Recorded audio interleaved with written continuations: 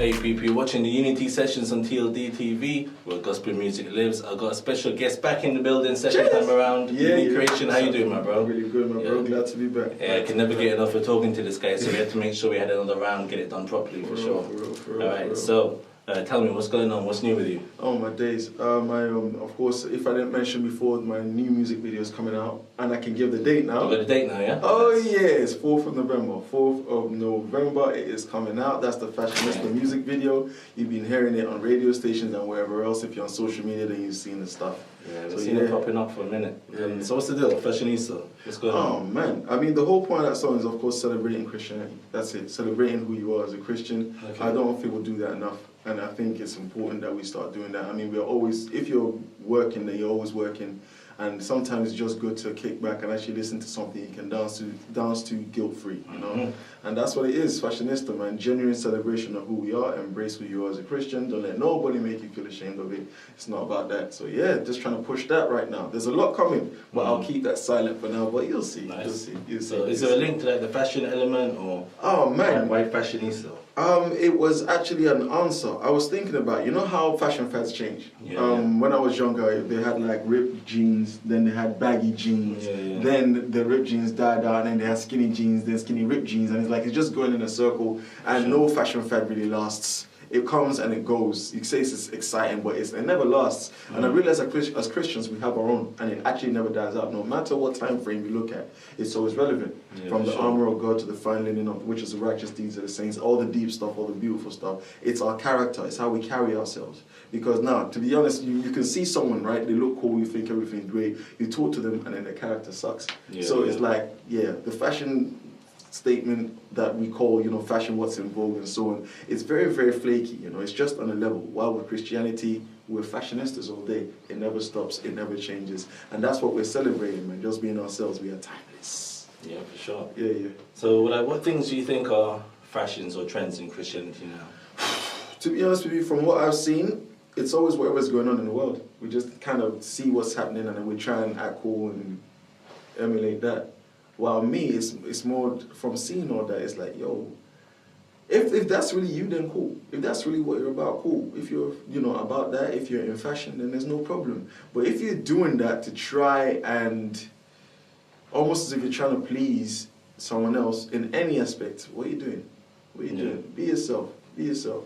Because even the fashion trends that are out now, at one point was seen as stupid to whoever was confident enough to push it. Yeah. So really and truly, just be you, man. Just be you. There are many people out there that can relate to you if you're genuinely yourself.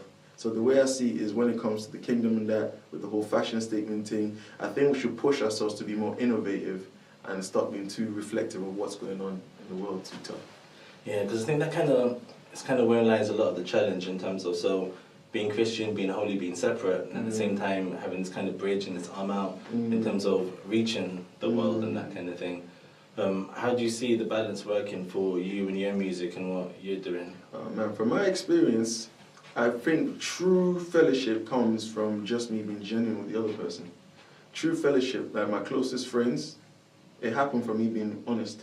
I've never cut off anyone in my life. I don't do cut-offs. The way I see it is if you're genuinely building yourself and growing, then the people that are supposed to be in your life, you'll be drawn towards each other because you have the same direction. But while some friends, you may start going different ways because you're on your own. You're not trying to go there because they went there. Yeah. So the way I see it is, look, when you're genuine and when you're yourself, you always find people like-minded. So it's not about killing yourself because, come on, man, I look like a donut if I try to be, you know, what 14-year-old kids are wearing. Yeah. I'll kind of look donut-ish. Like, you can tell, you know when you sometimes, not dissing any pastors out there, you know, or uncles or anything, you walk in the church, they're 50 years old, they try and just like, you know, they try to use slang you do, and it just looks off. And you don't want to be mean, but you're like, oh man, please stop. It's pure cringe. So that's the way I see it, man. Just be yourself. Just be yourself, man. The people that need you will come to you. The people you need, you'll find easier when you're yourself. And the people who are supposed to be around you, believe me, it'll be much easier. You don't need to cut off people, just be you.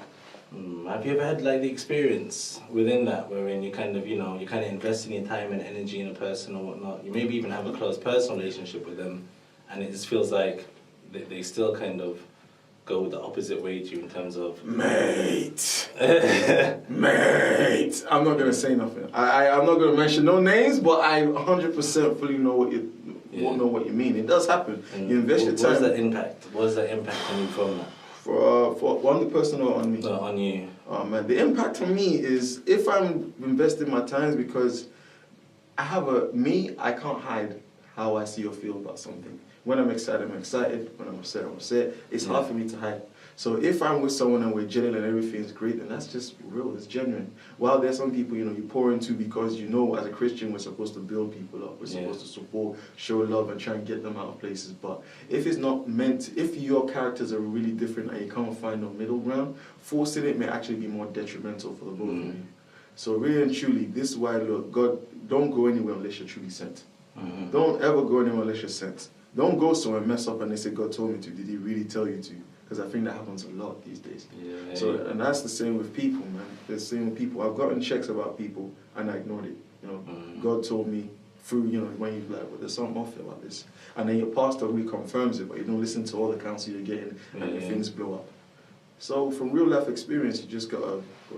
Do you still tend to feel burdened by that though? Do you feel a responsibility or a disappointment, or is it something that at this stage in your life you're able to just see as part of the Christian walk? I can't speak for everybody, but for me, certain burdens never go away, certain pains never go away. When I see certain people in certain situations, I can give you a real life example. I do not like seeing helpless, old, elderly people alone.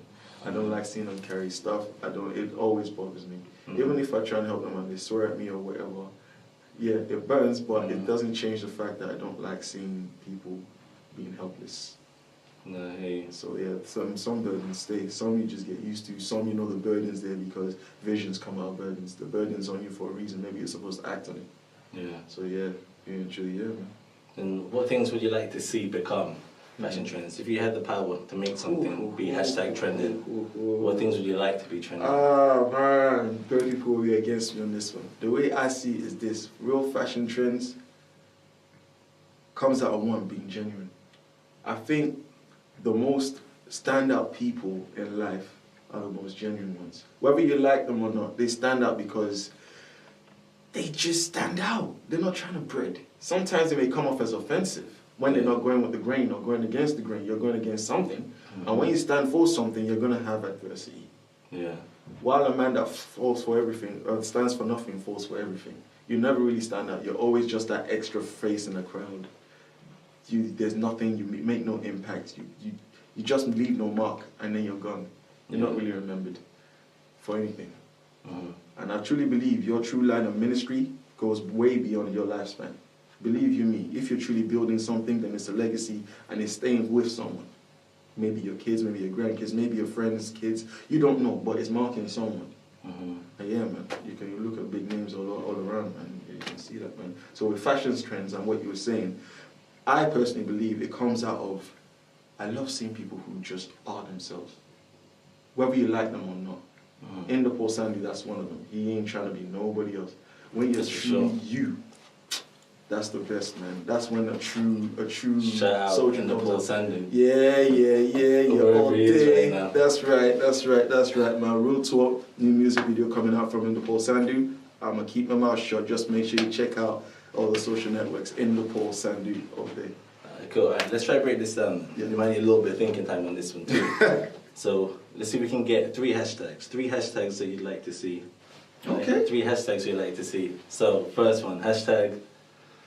Oh man, hashtag dark season. Dark season. That trend will be good. Dark season is, let the people know. Tell them. It's my EP, which has my single Fashionista on it. So make sure you check every track, man. It's all over the place. All e-stores, iTunes, Spotify, Deezer, Amazon Music, Xbox Music, RDO. You keep going, it's there. Just check it out. Yeah, it's dope as well, because I got to plug you a little bit real quick.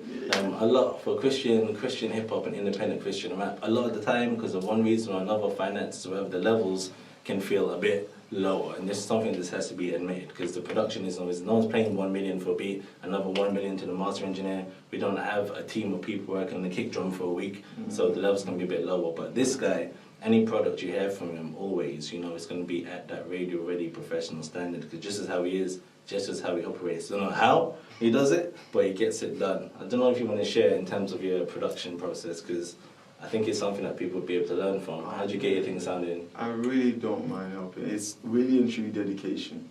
When I first started, you don't even want to hear what I first started making. You don't. And to be honest, I wouldn't advise anyone. I was in uni when I learned to produce, and I was learning production more than studying. Straight after my lessons, I will go straight to someone's house that I met in uni, and I'll be in his house Monday to Friday. Saturdays, if they let me, from morning till night, I'll be home at 2 a.m. And to a point where I was actually paying for electricity bills at their house because I was always there. Yeah. So really, you need to invest your time, and you need to be patient what you're doing. Forget about trying to make 10 beats at once. Just focus on making sure that you know what you want. You find out how to do it, and always be practical in how you put it together. Be your worst critic. Not to the point where you can't do anything, but you gotta be real with yourself. If it sucks, it sucks. You gotta be real with yourself. You have to, or you won't improve. Yeah. Hey, so hashtag dark season, we want to see that trending. Cheers. Next hashtag we want to see trending. Hashtag fashionista. Yeah, check it out, man. Fashionista music video. I'll keep saying it. It's coming out November 4th. It's not long now. Let's do this, man. Hey, nice. You got your third hashtag wish now. Try and make your one for the people. End well hungry, do something. What you got? Oh man, it has to be FMG UK. Hashtag FMG Kids Mom all day, man. Make sure, man, that's the family, that's my brothers, that's the collective. I don't go nowhere without the family. For those who somehow still don't know what FMG UK is, how do you explain to them? That's by FMG UK. It's a movement, man. One word, movement. A real movement. When I stand around those guys, I realize, you know, iron sharpens iron. That's what the Bible says. I'm constantly sharpening around those guys.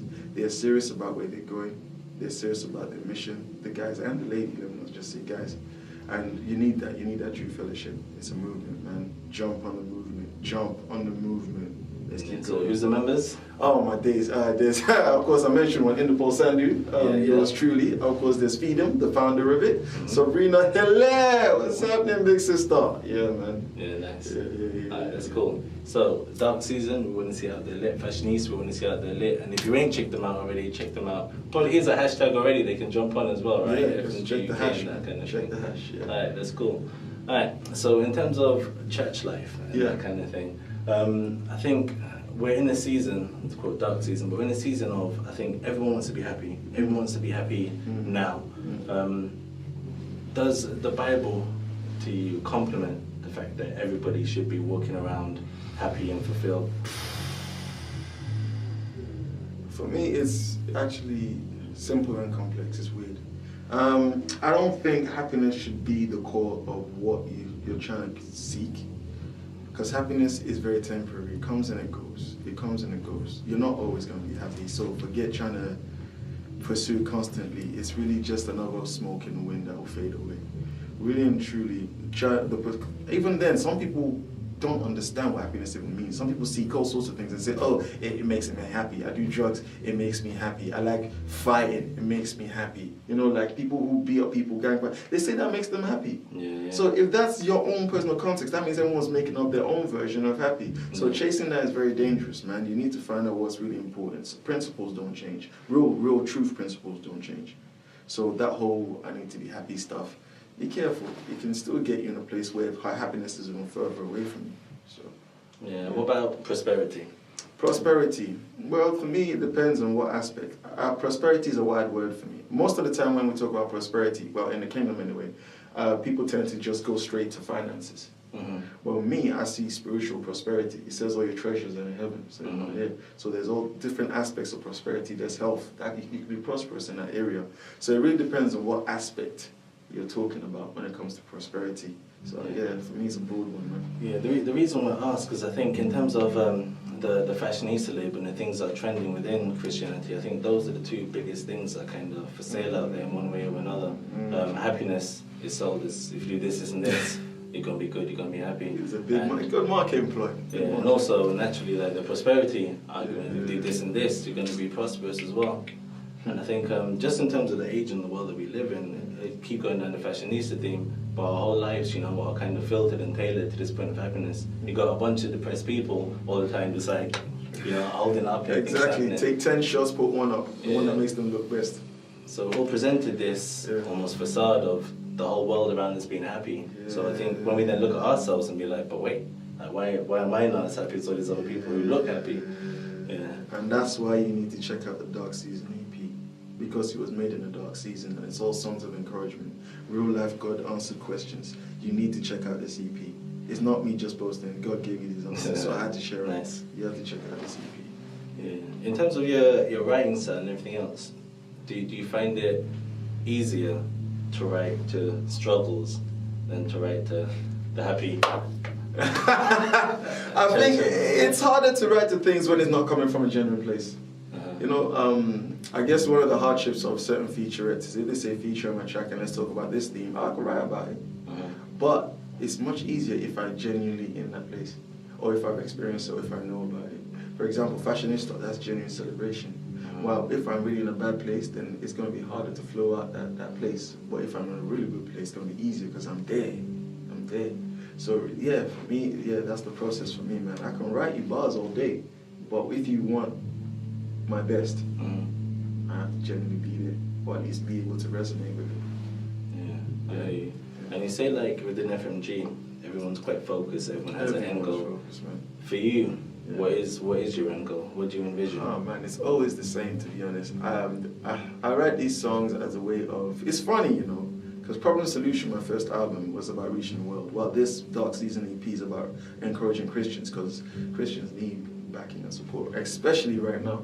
So for me, my focus is making sure that I always share the God-given truth in my life, and making sure that I plant some kind of seed or at least some kind of mark on someone. If it's a sad song, you best believe I wrote it for a reason. It's not just to be sad or no, there's always something, there's always God in it. It's to reach people who need to be reached. I'm trying to reach people music is forgotten.